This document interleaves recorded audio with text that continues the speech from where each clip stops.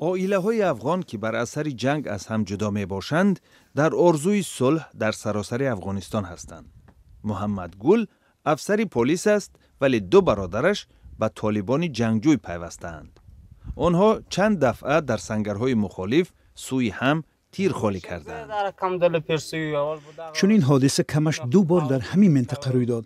آنها در یک طرف بودند، ما در جانب مقابل آنها. ما با هم مبارزه می بردیم. بعضی جایها را آنها اشغال کردند، بعضی جایها را ما.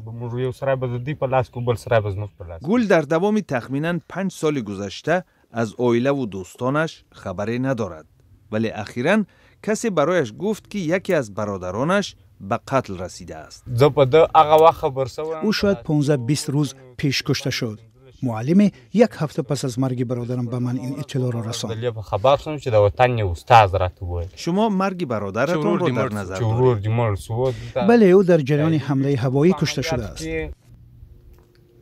صدیق الله نیز با دوستان سابقش جنگ کرده است. او هم سالها باز اعضای عائله‌اش را ندیده است. آرزوی من این است که هر دو طرف به هم آیند. ما همه افغان هستیم. بیاید خونریزی را بس کنیم. خون با خونی بیشتر شسته نمی شود. بیاید سر میز نشسته همدیگر را ببخشیم و به آغوش گیریم. چند پیش مادران جنگاوران هر دو طرف در ترینکوت راهپیمایی صلح برپا کردند. 29 فوریه در دوحه قطر ایالات متحده آمریکا با طالبان سازش امضا کرد.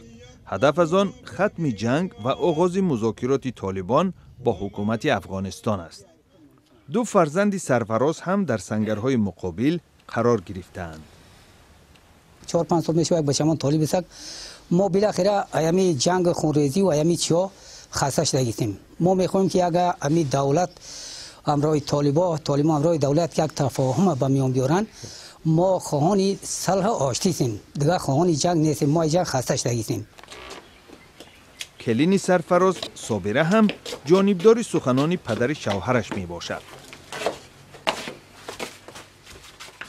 شوهری ما چند 1-7 سال تقریبا میشد که میشه که در اردو بوده.